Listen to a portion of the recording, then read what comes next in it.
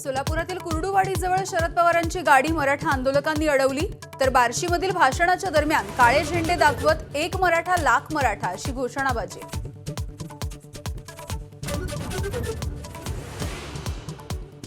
मनोज जरांगेंची आज पुण्यामध्ये जनजागृती शांतता रॅलीच्या पार्श्वभूमीवरती पुण्यामधल्या वाहतुकीमध्ये बदल।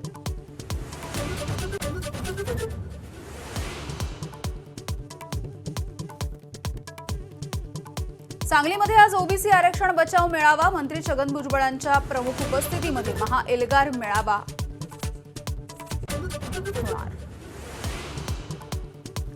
ठाण्यामधील काल झालेल्या राड्याच्या प्रकरणी नौपाडा पोलीस स्टेशनमध्ये 2 वेगवेगळे गुन्हे दाखल। उद्धव ठाकरेंच्या ताफ्यावरील हल्ल्या प्रकरणामध्ये मनसेचे जिल्हाध्यक्ष अविनाश जाधव मुख्य आरोपी।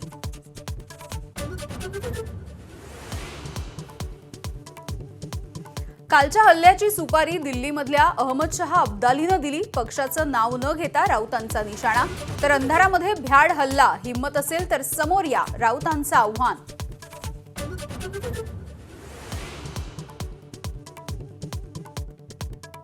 सुप्रिया सुळे यांचा मोबाईल आणि व्हॉट्सअपही झालं हॅक। पोलिसांमध्ये तक्रार करणार असल्याची ट्विट करून दिली माहिती। कुणीही मेसेज किंवा फोन करू नये अशीही विनंती। उपमुख्यमंत्री अजित पवारांकडून कोल्हापुरातील केशवराव भोसले नाट्यगृहाची पाहणी।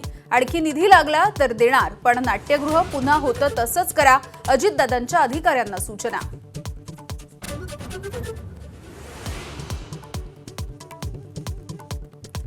हिंडनबर्ग रिसर्चच्या ताज्या आरोपांचं अदानी समूहानं केलं खंडन।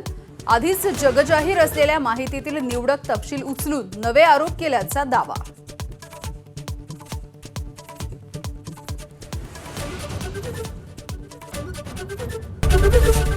एबीपी माझा, उघडा डोळे बघा नीट।